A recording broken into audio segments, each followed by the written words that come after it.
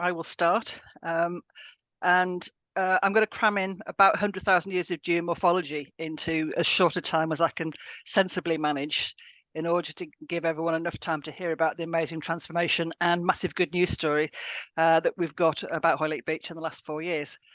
I can talk for a long time about it. So if anybody wants to ask any questions afterwards, I've got at least an hour and a half's worth of video about the beach and its geomorphology. So I won't do it now. I'll do the quick version.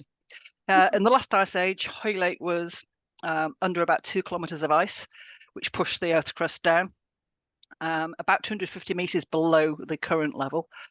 And it's still rebounding. It's coming up about an average of 2 millimetres a year, but it hasn't been doing that evenly. It's had a big spring to start with, and it's had ups and downs in its time. Well, not downs, but not so fast ups. And the other thing that's been happening on a sort of big scale is end of the last ice age, about 125 meters worth of water was locked up in ice caps and glaciers, and that's been melting and coming up. So we had the situation where the Earth's crust is moving up, the water's moving up, and consequently the position of the shoreline has been moving. There's diatom and pollen evidence, not actually from Hoylake, but from just up the coast of Wallasey, which has shown that we've been part of a massive mud delta just after the end of the last ice age. That was one that went from the whole of Anglesey to the Solway. It's been a dense forest, it's been a willow carr, it's been dune heath, it's been dune slack, fresh marsh, salt marsh, you name it, it's had a go at being it as the tides moved around. But since actually, probably the most significant that's happened is in about 1400, there was a massive sandstorm which buried what was then the port of Mells. And that had been in continuous use since Neolithic times and stopped very suddenly at late 1400s. Yeah, you can move a slide. Sorry, Jade. I was going to ask. Just No, let me no, know no. when you want me to. Yeah, well, I can. You know me. I could do it without slides. Yeah, but it's about right actually. It's about where I do want the slide. So the Mel's got totaled by a sandstorm. So what's been going on? If you look at the left-hand picture here, that's the first nautical map. One of the good news is about it being a mobile sand delta and having one initially and then two busy ports is the mariners had to do a really good job of mapping where the sandbanks were and what the shores look like. Otherwise, they ran aground on a regular basis. So the one on the left is a 1685 map.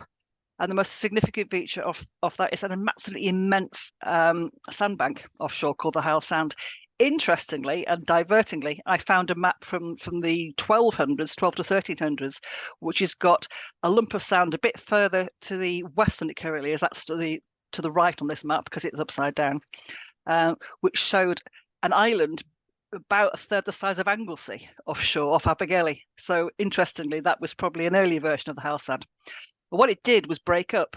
It broke up, and by the map on the right there, which is now flipped with north to the north, you can see that the sandbanks, the big sandbank, is broken up into smaller pieces, and one of them, the East Hoyle Bank, is coming ashore, crushing the channel between the shore and the land, which is called the Hoylake, or the Hoylake, or the Hoylake, which is where the town gets its name from. As that happened, it pushed. You basically got something a bit like a mini version of the Menai Straits, and a very, very, very highly scaring ebb and flood tide removed a huge amount of land, all those nice trees. It actually started eating away at the whole of the North Wirral shore to the point where the Victorians bottled it and cased it all in concrete because they thought they were going to lose quite a lot of land. So I don't want to say anything else. Oh yeah, the really important thing really is that Hoyle Lake acted as a mud barrier, or first a water barrier, then a mud barrier, and stopped siltation, the process by which sand comes in, from coming in. So this new set of pictures, the one on the left is a change map. Red is accreting and blue is eroding, and you can see that offshore we've been losing up to 6 centimeters a year of sand, but near to the coast it's been gaining up to 6 centimeters of sand a year. In fact, it's more like 10 or 11 in the top right hand corner there. And we've been measuring it since 1985, and that is it's been coming in basically 11 trucks a year. 11 trucks a day. 11 truckloads of sand a day had been arriving on that beach. A total of 1.5 million tons of sand has been accreted since it was last, since we've been able to measure it accurately. Ridiculous amounts. The map on the right, the picture on the right, is one of the latest LiDAR maps, which shows the blue colours are basically water, so different states of tide, and anything that isn't blue is something that ought to be growing different types of vegetation. It's basically different zones, and you can see that we've got areas of the former beach, which is now dry land, which are higher than some of the inland fields. This first started turning into pioneers in about 1960, which terrified the locals. They didn't like the spartina at all, and they've been ploughing, pulling it, spraying it with glyphosate, basically, pulling up anything green ever since. But since we lost the Hoylake, the sand's been coming in faster and faster and faster, and reached the point where we really are dealing with huge amounts of dry land here. It should never have been sprayed. It should never have been glyphosated. But in 2019, there was so much growth on it. The council basically poured bucket loads of glyphosate on it, set off a massive social media storm, and consequently, Natural England finally found a backbone and said, "Stop what you're doing." And ever since, it's been recovering. And Josh is going to describe the recovery to you. Over to you, Josh. Right. Hello. Hello.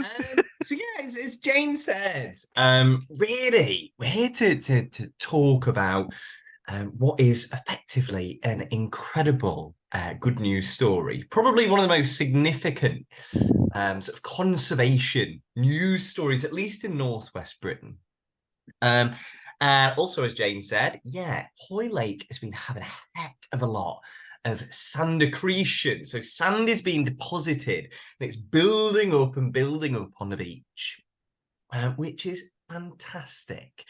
Because, of course, what that is doing is driving habitat redevelopment in Hoylake, specifically the redevelopment of one globally important habitat, which is, of course, coastal sand dune.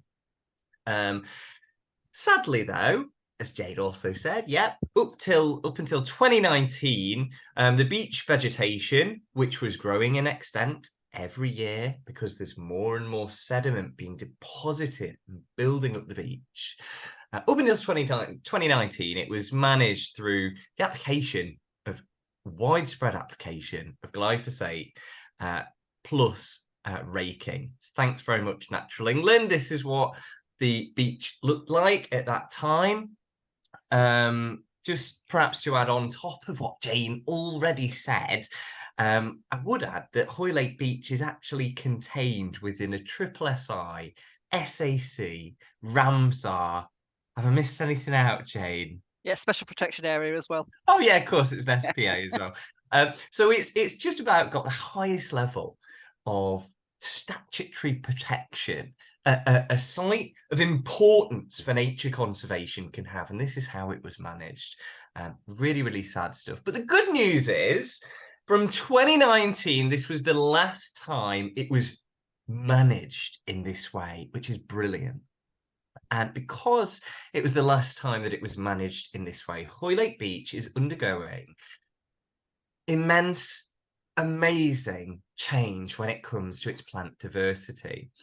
And so after 2019, I decided to start monitoring the vegetation recovery going on and development across the beach. And in February 2020, we didn't have very many species. This is sort of what it looked like on the right. Quite sparse vegetation coming back. We had about 24 species initially, and by the end of the year, in September, I found 71 species in total. Now, of course, there were some really, really good things, as you might imagine, in a coastal environment, a very specialised habitat. And of course, to survive in a very hostile, specialised environment, you need to be a specialist. And so we found quite a lot of specialists. Perhaps a couple of the most notable, although maybe not the most pretty, but they're very important still, Things we found on the beaches is so in the top right, we've got things like prickly saltwort coming back, species which is red list vulnerable. In England, 1 degree, excuse me, below endangered. Similarly, whirlgrass, or to be more specific, Catabrosa aquatica, subspecies minor. We found whirlgrass, also red list vulnerable, on the beach after over 100 years of absence in Hoylake. And actually, it's second place, it was at the time, second place in England for this very, very rare species, or certainly really, really locally rare species, very, very rare subspecies. Okay, it didn't stop there though. We didn't stop at just over 70 odd species in 2021. Kept going back to the beach, kept looking at what's there. And at the end of the year, we found species richness had more than doubled from 70 odd species to 155 as the total number of plants we found on the beach. Mainly things you associate with both sand dune, strand line, and salt marsh, like frosted oric on the strand lines, with things like sea arrowgrass in the middle. Most of those species were native, and it is still the case today that most of those species are native, but that is with one exception. And in the spring, you'll see that the beach is coloured yellow in places with this quite nice, dainty little plant called buttonweed, which is actually a non-native. It's from South Africa. Non-native, but it's quite pretty, isn't it? Magical. Didn't stop there. I've got a couple more years to go. Yeah. Went back again in 2022, and we have at the end of sort of August, when I've finished my surveys for 2022, we've got even more species again, 209 different plant species. At this time, the beach was really, really quickly developing. You can see in the foreground on the picture to the right, you've got a nice little sedge. So that's sea clubrush. And sea clubrush at this time was starting to become a little bit more widespread in the damper areas, which is essentially what's developing into a little dune slack. With, if you look to the sort of background, you'll see little sand hills developing. So yeah, 2022, species richness, the number of species at Hoylake Beach started to seriously kick off and explode. Because it wasn't just sea clubrush, you've got lots and lots of other things, from these little pretty pink flowers, which sea milkwort, to the two other pictures on the far left and in the middle right, and that's sea rocket, which has now become really, really widespread over the beach. And now we're on to this year. I only had time, really, sadly, this year to visit once, which was in May. And again, we're seeing big increases in the number of plant species that we're finding over the beach. This is what the beach looks like. You can see the developing sandhills at the front of the vegetation, and then behind that, it gets a little bit damper, like a big old linear slack. If anyone's familiar with the Sefton coast, it's very, very similar to the Birkdale Green Beaches. Very similar. And yeah, that's how we actually end. When, or at least that's how we end in terms of my description of plant sort of monitoring on the beach in terms of the species richness. We've got a heck of a lot of species recorded for Hoylake Beach. There's a couple of wrong numbers actually here. It should say 236, but we've got over 200 species recorded for the beach. Of course, it's not just the number of species that I've been recording, it's the number of important or notable species that we've also been looking at. So things that might be on a rare plant register, they might be nationally scarce or nationally rare. they might be red listed, and so on. And so in terms of the number of important species, like this grey clubrush, it's the 3rd site on Wirral now, or this parsley leaf water dropwort, which is red list near threatened in England.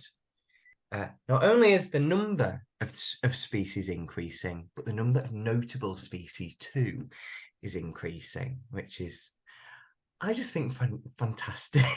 It's amazing. I have actually plotted it out here.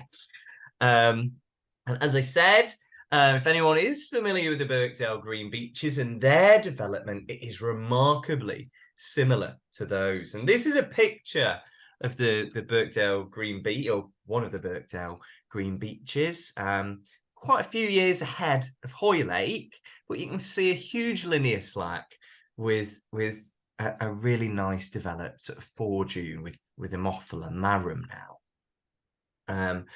And I've also, I needed to fill the space, so I thought I'd put a nice little pretty picture of a yellow iris on Hoylake Beach, flowered for the first time this year there.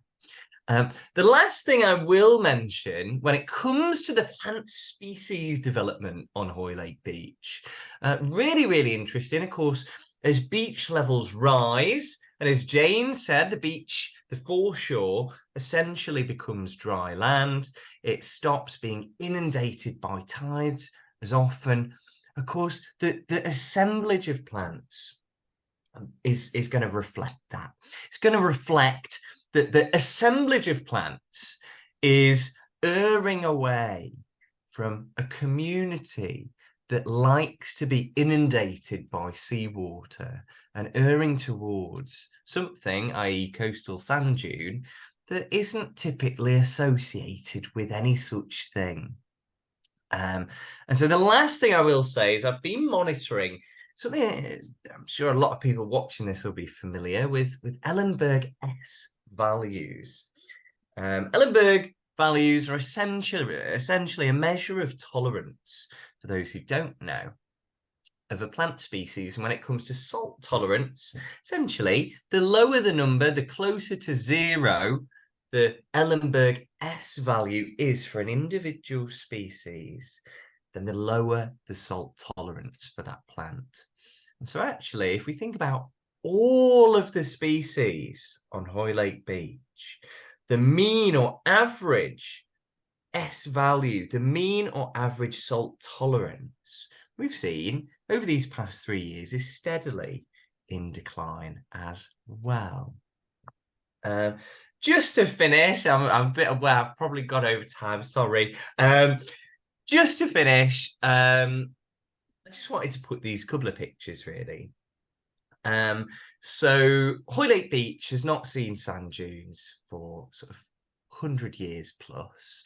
And actually, this is one of the very last, if not the last picture available of coastal sand dunes in sort of on the Hoylake foreshore in 1909. And I am really, really hopeful that Hoylake Beach, a 2-kilometre stretch of recovering sand dune, is able to develop even more like the Birkdale Green Beaches, and that people who are in charge, who are overseeing the development of this site, Wirral Council, Natural England, will not only see its value, but stop pushing for management that is essentially not going to be good for this incredible, this globally important habitat. So yeah, which is embryonic sand dune, less than 1,000 hectares left for Britain. So yeah, just want to leave with that. That's how they did look before they were all destroyed. But the good news is we've got a sand dune coming back. I think it's a good news story. I did leave time for questions, but we got a few on the day. We could try. Oh yeah. So that is the end of the presentation. Yeah. Somebody asked if there's anything else arrived in addition to the plants, and I didn't give a great answer at the time. I can give a better one now, which is we've got sea aster bee on there, which is red listed. we are almost certain, we haven't proven it yet, but we've almost certainly got a really, really indescribably tedious looking moth called sandhill rustic, which is red listed. There's a natterjack toad's been recorded on it, that's red listed. And yeah, it's doing everything you'd expect it to. So that was the most important question we got asked. Yeah, cool.